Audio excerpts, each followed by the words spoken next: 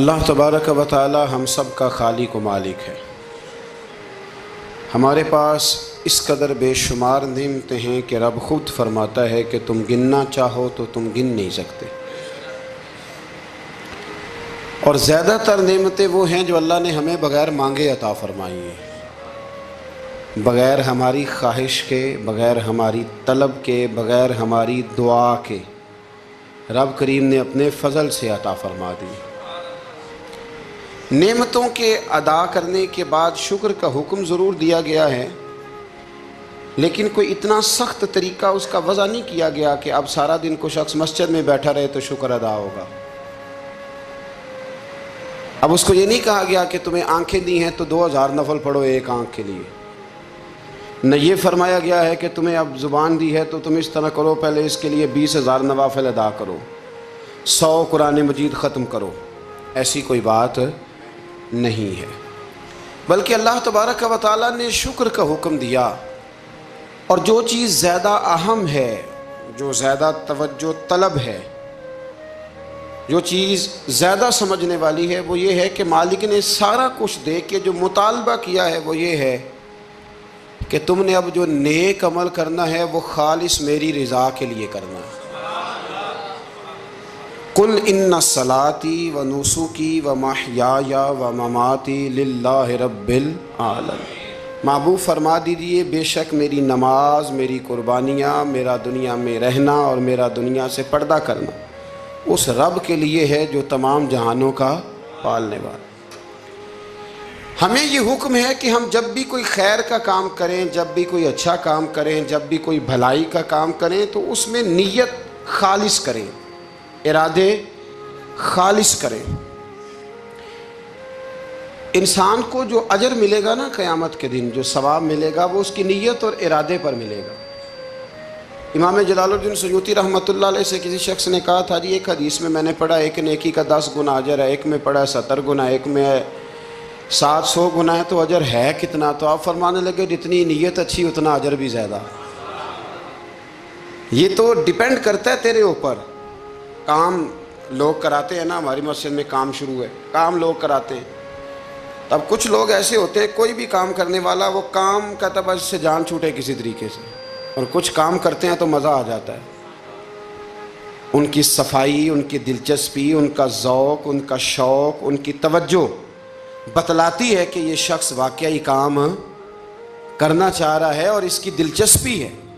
نیکی جب آپ ذوق سے کرتے ہیں، شوق سے کرتے ہیں، دلچسپی کے ساتھ کریں، یہاں تو بہت سارے لوگ دین کا نام لے کے اپنا قد اونچا کرتے ہیں، صدقات و زکوٰۃ کا نام لے کے لوگ اپنے آپ کو سخی مشہور کرتے ہیں، یہاں تو لوگ نماز پڑھ کے معاشرے کے اندر اپنا وقار بڑھانا چاہتے ہیں، اللہ ماشاء اللہ کہ میں نمازی ہوں۔ یہاں تو لوگ کوئی خیر کا کام کر کے دیکھیں نا، اب کیا ہو رہا ہے ہاتھ جمعرے کے موقع پر جو کام سب سے زیادہ ہوتا ہے وہ تصویریں کھینچنے کا ہے، سب سے زیادہ۔ اب میں چل پڑا ہوں، اب میں پہنچ گیا ہوں، اب میں جہاز میں بیٹھ گیا ہوں، اب نفل پڑھ لیے ہیں، احرام باندھ لیا ہے، طواف ہو گیا ہے، یوں لگتا ہے بندہ نہیں طواف کر رہا، موبائل طواف کر رہا ہے۔ یہ سب سے زیادہ لوگ ملنے آتے ہیں، پیار کرتے ہیں، دور دراز سے حضرات کئی دفعہ محبت کے ساتھ تشریف لے آتے ہیں، تو مجھے پتہ ہوتا ہے کہ اب جو کام سب سے ضروری ہے وہ تصویر کھینچنے کا ہے، وہ کرنا ہی ہے اور وہ کرنا ہی پڑے گا، اس کی مکمل تیاری ہوتی ہے، وہ پروگرام بنا کے آئے ہوتے ہیں۔ میرے بھائیوں یہ یاد رکھیں کہ کوئی بھی کام جب تک اس میں اللہ تعالیٰ کی رضا شامل نہیں ہوتی، دیکھیں نا اللہ دلوں کے حال جاننے والا ہے۔ اگر کوئی شخص کسی قسم کی بددیانتی کرتا ہے، خیانت کرتا ہے، ظلم کرتا ہے، وہ لوگوں سے چھپ کے بھی کرے تو رب کریم کی سزا سے بچ سکتا؟ وہ چھپ کے کرے کیا کر لے گا؟ نبی کریم صلی اللہ علیہ وسلم نے فرمایا رب جب کسی کو رسوا کرنا چاہتا ہے تو 7 پردوں کے پیچھے چھپے بھی کر دیتا ہے، اور جب اللہ کسی کو عزت دینا چاہتا ہے تو پھر کوئی اس سے چھین سکتا؟ یہ میرے مالک کا نظام ہے، اس میں آپ کسی قسم کی کوئی جو ہے وہ مداخلت کرنے کے مجاز نہیں ہے۔ اپنی ارادوں کو، اپنی نیتوں کو، اپنے شوق اور ذوق کو خالص رکھیں اللہ کی رضا کے لیے، اس میں شائبہ نہ ہو، شک نہ ہو کسی قسم کا، غیر کی آمیزش نہ ہو۔ نماز پڑھیں تو اللہ کی رضا کے لیے، صدقات و خیرات کریں تو اللہ کی رضا کے لیے۔ کسی کام میں آپ مداخلت کرتے ہیں، بھائیوں کی لڑائی ہو گئی ہے، دوستوں کا جھگڑا ہو گیا ہے، رشتہ داروں میں کسی جگہ کوئی ایسی ضرورت پڑ گئی ہے جہاں آپ کے مداخلت کرنے سے حالات بہتر ہو سکتے ہیں، تو مداخلت ضرور کریں، چودھری بننے کے لیے نہیں، پنچایت کا سرپنچ بننے کے لیے نہیں، اس نیت سے کہ میرے نبی پاک علیہ السلام نے فرمایا جس نے 2 لوگوں کی صلح کرا دی رب 2 حج اور 2 عمرے کا ثواب عطا فرمائے۔ اس ارادے سے، اس نیت سے، اس ذوق سے، اس شوق سے، اس توجہ کے ساتھ آپ آگے بڑھیں گے کہ ہم نے اللہ کی رضا کے لیے کرنا ہے۔ ہمارے آج کل کے جتنے امور ہیں ان امور کے اندر دنیا داری غلبہ کرتی چلی جا رہی ہے، ہر کام میں دنیا داری کی آمیزش ہو جاتی ہے، نہ چاہتے ہوئے بھی، نہ ارادہ کرتے ہوئے بھی، بہت ساری جگہوں پہ، اور دنیا داری اتنی غالب ہو گئی ہے کہ دنیا ہی دنیا نظر آنے لگ گئی ہے، دنیا ہی دنیا، یعنی کوئی چیز کیمرے کی آنکھ سے چھپ نہیں پا رہی، کوئی بات ایسی نہیں جس پر لوگوں کی نظریں نہ ہوں، کوشش کریں۔ اور عجیب بات یہ ہے کہ دنیا داری ہو، دولت ہو تو اس کو چھپا کے رکھا جاتا ہے، اور دین کی کوئی بات ہو اس کو نشر کرنا ضروری سمجھا جاتا ہے تاکہ لوگوں کو میرے تقوی اور میری پرہیزگاری کی خبر جلدی جلدی مل جائے۔ میرے نبی کریم علیہ الصلاۃ والسلام نے خالص اللہ کی رضا کے لیے ہر کام کرنے کا حکم دیا۔ سیدہ عائشہ صدیقہ رضی اللہ تعالیٰ عنہ راوی ہیں، الترغیب والترہیب میں حدیث ہے، پیارے حبیب کریم سید عالم صلی اللہ تعالیٰ علیہ وسلم نے ارشاد فرمایا کہ حضور ایک دن مجمع، صحابہ کے مجمع میں حضور نے پوچھا بتاؤ اسلام کی سب سے مضبوط بنیاد کیا ہے؟ ایک صحابی نے کہا یا رسول اللہ نماز پڑھنا۔ 5 وقت لوگ جمع ہوتے ہیں، ایک دوسرے کا حال احوال پوچھتے ہیں، معاملات ہوتے ہیں۔ یا رسول اللہ صلی اللہ تعالیٰ علیہ وسلم مضبوط بنیاد ہے اسلام کی نماز پڑھنا، 5 وقت جمع ہونا۔ حضور نے فرمایا بات تمہاری ٹھیک ہے پر تم میری مراد کو نہیں پہنچے۔ عرض کی حضور حج کرنا،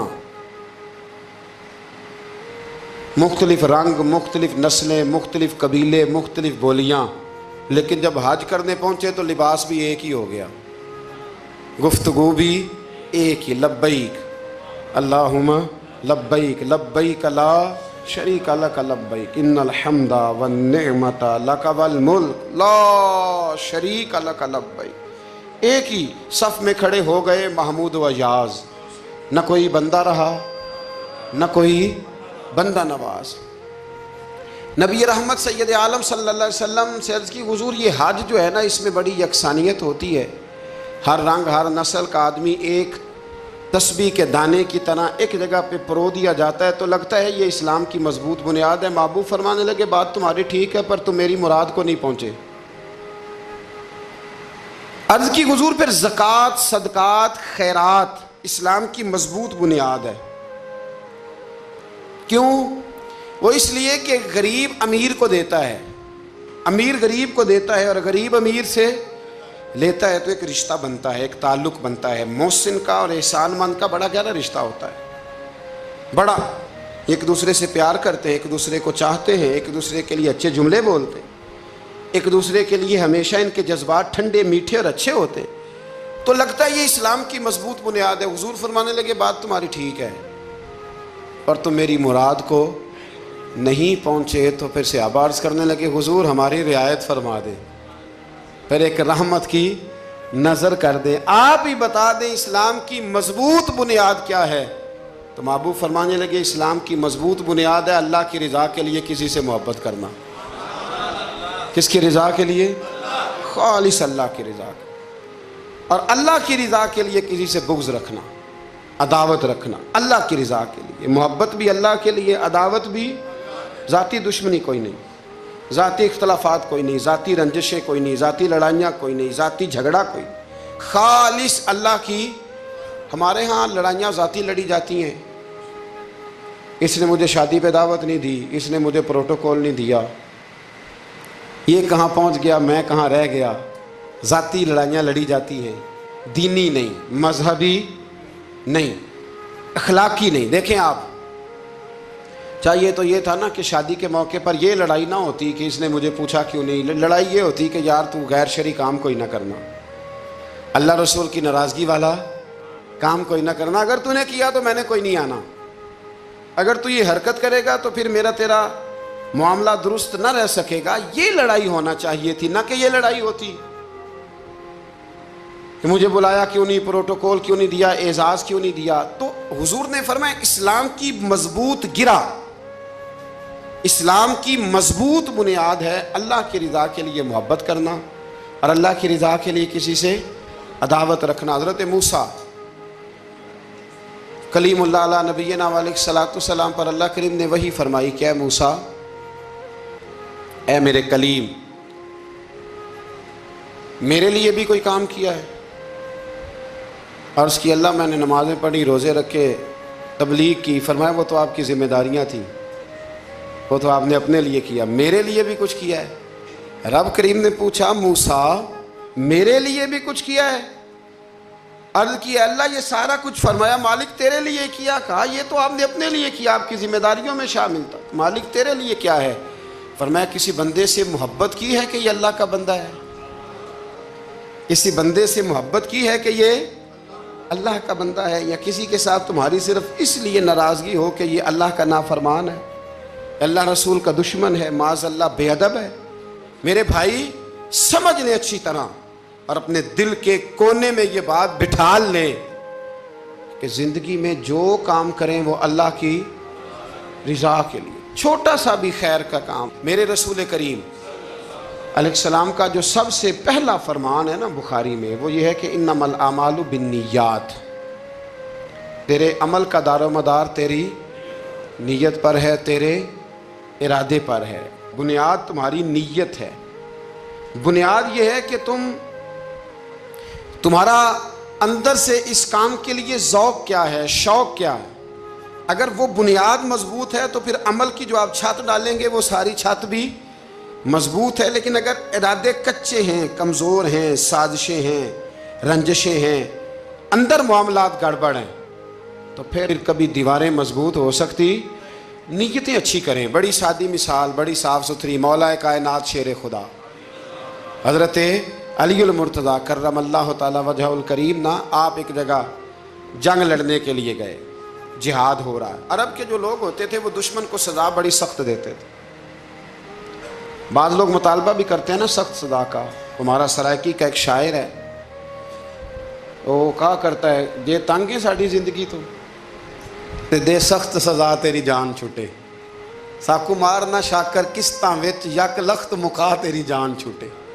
عرب کے لوگ نا سخت سزا دیتے تھے، سخت، وہ اذیت دیتے، کبھی انگلی کاٹ دیتے، کبھی ہاتھ کاٹ دیتے۔ مختار سقفی نے جب امام علی مقام رضی اللہ تعالیٰ عنہ کے قاتلوں کو قتل کیا تو زیادہ تر کی گردنیں نہیں کاٹی تھی، بلکہ اس نے ہاتھ پیر کاٹ کے لوگوں کو جنگلوں میں پھینک دیا تھا، تڑپ تڑپ کے لوگ مر گئے۔ اسلام اس اذیت کا قائل ہے۔ اہل عرب اذیت دیتے تھے، بلکہ دشمن جب نڈھال ہو کے گر جاتا تھا نا تو اس پر گھوڑے دوڑا دیتے تھے، گھوڑے دوڑ جاتے تھے اس پر، لاشیں مسک کر دیتے تھے، ناک کان آنکھیں نکال ڈالتے تھے، ٹکڑے کرتے تھے وجود کے، اذیت دیتے تھے۔ تو جب کوئی آدمی کسی کے نرغے میں آ جاتا تھا نا، قابو میں آتا تھا، تو اس کی خواہش ہوتی تھی کہ میں مارنے والے کو غصہ دلاؤں تاکہ مجھے جلدی مار دے، اذیت نہ دے، تکلیف نہ دے، مجھے جلدی مار ڈالے، جلدی قتل کر ڈالے۔ یہ ان کا مزاج ہوتا تھا، رویہ ہوتا تھا۔ حضرت مولا علی شیر خدا کرم اللہ تعالی وجہ الکریم دشمن پر غالب آ گئے۔ جب غالب ہوئے تو اس نے معاذ اللہ حضرت علی پر تھوک دیا۔ کافر تھا، اس کا ارادہ یہ تھا کہ میں حضرت علی کو غصہ دلاتا ہوں تاکہ یہ مجھے جلدی مار دے، لیکن اسے نہیں پتا تھا یہ علی ہے، اسے نہیں خبر تھی کہ یہ جو خمیر ہے نا، ان کی تربیت مدینے والے محبوب نے فرمائی ہے۔ یہاں جو چمک دمک ہے اس کا رنگ ساری دنیا سے نرالا ہے، انوکھا ہے، شاندار ہے، وزادار ہے، کمال ہے۔ کہا حضرت علی پر معاذ اللہ میں یہ کام کرتا ہوں تاکہ وہ جلدی قتل کر دیں گے، لیکن جب اس نے مولا علی کی طرف یہ نازیبا حرکت کی تو حضرت علی نہ تلوار چھوڑ کے پیچھے ہٹ گئے۔ توجہ کرنا، رزلٹ دیکھنا، مولا علی پیچھے ہٹ گئے اور فرمانے لگے جا تو آزاد ہے۔ وہ کہنے لگا میں آزاد ہوں، کس طرح، کیسے؟ تو حضرت علی فرمانے لگے میرا تیرا ذاتی جھگڑا تو کوئی نہیں نا، نہ تو نے میری زمین پہ قبضہ کیا، نہ میرا مال لوٹا، نہ میری عزت پر ہاتھ ڈالا، میرا تیرا جھگڑا اللہ کی رضا کے لیے، خالص اس لیے کہ تو اللہ کی نافرمانی کر رہا، خالصتاً اس لیے تیرا اور میرا یہ جھگڑا ہے۔ باقی جہاں تک تعلق اس بات کا ہے کہ اب تو نے میری ذات شامل کر دی، اب تو نے مجھے تکلیف دے دی، اب تو نے مجھے اذیت میں مبتلا کر دیا، تو حضرت مولا علی شیر خدا فرمانے لگے اب ذات آ گئی ہے میری بیچ میں، اب میری ذات بیچ میں آ گئی ہے، اب اگر میں تجھے قتل کروں گا تو لگے گا میں نے اپنے ذاتی غصے میں قتل کیا ہے، لہٰذا اب معاملہ یہ ہے کہ میں تجھے آزاد کرتا ہوں، اب تو چھٹی کر سکتا ہے، جا سکتا ہے، دوبارہ کبھی میرے ہاتھ آئے گی تو دیکھی جائے گی۔ مولا کائنات نے اسے چھوڑ دیا، لیکن وہ حضرت علی کا غلام بن گیا، وہ غلام بن گیا۔ کہنے لگا علی اب سمجھ آئی ہے کہ دین کتنا شاندار ہے، دین کتنا اعلیٰ ہے، دین کی قدریں کتنی پاکیزہ اور کتنی حسین ہیں، اور کتنا منور ہے محبوب کریم کا دین، آپ مجھے کلمہ ہی پڑھا دیں۔ گویا جو بندہ تلوار سے فتح نہ ہو سکا وہ مولا علی کے خلوص سے فتح ہو گیا، حضرت علی کے خلوص سے، للہیت سے، اللہ کے ساتھ جو ان کا رشتہ تھا اس رشتے کی برکت سے وہ آدمی فتح ہو گیا۔ میرے بھائی ہمارے معاملات کے اندر للہیت ختم ہوتی جا رہی ہے، خلوص نہیں رہا، کرامتیں ہیں، کہانیاں ہیں، داستانیں ہیں، الزامات ہیں، جھوٹ ہے، فریب ہے، فراڈ ہے، بڑا کچھ ہے۔ اگر نہیں ہے تو خلوص نہیں ہے، اگر نہیں ہے تو ہمارا اللہ اور اس کے رسول کے ساتھ رضا والا معاملہ نہیں ہے۔ کسی چیز کو اس کی حقیقت کی بجائے ہم تصورات کی دنیا میں جا کے، خیالات، توہمات اور افواہوں کی دنیا میں جا کے اس کو قبول کرتے ہیں۔ یاد رکھو جن لوگوں کی زندگیاں اللہ کی رضا کے لیے تھیں وہ لوگ بڑے اچھے تھے، بڑے خوش بخت تھے، بڑے خوش نصیب تھے، انہیں بدر کے میدان میں گردنیں کٹانے میں بھی بڑا ہی مزہ آیا تھا انہیں۔ آپ دیکھیں نا احد کے میدان میں جانے دینے میں بھی انہیں بڑا مزہ آیا۔ جب آدمی میں خلوص ہوتا ہے تو اس کے لیے جان قربان کرنا بھی آسان ہو جاتا ہے، لیکن جب خلوص نہیں ہوتا پھر گفتگو ہوتی ہے، پھر باتیں ہوتی ہیں، پھر داستانیں ہوتی ہیں، پھر کہانیاں ہوتی ہیں، پھر لب و لہجہ ہوتا ہے، پھر منصوبہ سازی ہوتی ہے، پھر ہیلے بہانے، پھر سگرے کبرے جوڑ کے لوگ کہانیاں اور داستانیں بناتے ہیں۔ خلوص اور للہیت کے ساتھ اللہ کی بارگاہ میں جھکیں، عبادتوں کا، ریاضتوں کا، تلاوتوں کا جتنا اللہ ہمیں موقع دیتا ہے اس میں خلوص شامل کرنے کی کوشش کریں، للہیت شامل کرنے کی کوشش کریں، اللہ کی رضا شامل کرنے کی کوشش کریں۔ میرے نبی رحمت صلی اللہ تعالیٰ علیہ وسلم نا حضرت معاذ ابن جبل کو جب یمن کے لیے روانہ کرنے لگے تو رسول پاک علیہ السلام نے بڑی نصیحتیں فرمائیں۔ ان نصیحتوں میں درد بڑا تھا، کیوں؟ اس لیے کہ حضور نے انہیں بتلایا تھا کہ جب تم واپس آؤ گے تو میری تمہاری ملاقات نہیں ہوگی، تم میری قبر سے گزرو گے۔ اکھاں جدوں میٹیاں زمانہ مینوں روے گا، اپنا تے اپنا بیگانہ مینوں روے گا، جدوں نہ میں دسیا میں خاراں نوں میں خانے وچ، جام ٹوٹ جان گے تے میں خانہ مینوں روے گا۔ کئی لک لک رون گے تے کئی بک بک رون گے، گلیاں دا اجانا تے سیانا مینوں روے گا۔ اور کیا خوبصورت بات انہوں نے کہی تھی، مجھے بڑی پسند ہے۔ کہنے لگے بے قدراں کچھ قدر نہ جاتی، او کیتی خوب تسلی ہو، اے دنیا دار پجاری زر دے کتیاں دے گل ٹلی ہو، بک بک روسن اکھیاں تکیو ویکھ حویلی کلی ہو، تے کوچ نصیر اساں جدوں کیتی پھر پہ جانی تھر تھلی ہو، کوچ نصیر اساں جدوں کیتی پھر پہ جانی پھر کمال ہو جائے گی۔ بعد مرن دے مکھڑا میرا ہو جاوے جے تازہ، پھر سمجھ لینا محبوب میرے نے آن پڑے ہے جنازہ۔ حضرت معاذ ابن جبل رضی اللہ تعالیٰ عنہ سے حضور نے فرمایا معاذ جب تم واپس گزرو گے نا تو میری قبر کے پاس سے گزرو گے، ملاقات نہیں ہوگی۔ تو وہ جو نصیحتیں تھیں نا اس موقع پر جب آپ گویا کسی سے آخری ملاقات کر رہے ہوتے، ان نصیحتوں کے اندر جو حسن ہوتا ہے، کمال ہوتا ہے، وہ تو جاتے جاتے کی بات لے سجنا اساں توڑ نہیں پائی تو جان ہی دتی راہ تیرے، وہ جو جاتے جاتے کی گفتگو ہوتی ہے، وہ جو انداز ہوتا ہے بڑا کمال ہوتا ہے، اور اس کی گہرائی اور گہرائی کو وہ سمجھ سکتا ہے جس کو وہ لمحے میسر آتے۔ جو اس وقت اس مقام پہ کھڑا ہوتا ہے. حضرت معاذ ابن جبل رضی اللہ تعالیٰ عنہ تڑپ کے روئے. کہا حضور کیا فرما رہے ہیں؟ حضور کوئی خاص نصیحت تو نبی پاک نے بڑا کچھ فرمایا. ایک جملہ حضور نے یہ کہا معاذ عمل جتنا بھی کرنا خلوص کے ساتھ کرنا. اور محبوب نے فرمایا تیرا خلوص کے ساتھ کیا ہوا تھوڑا عمل بھی رب کی بارگاہ میں زیادہ بنا کے تیرے لیے ذریعہ نجات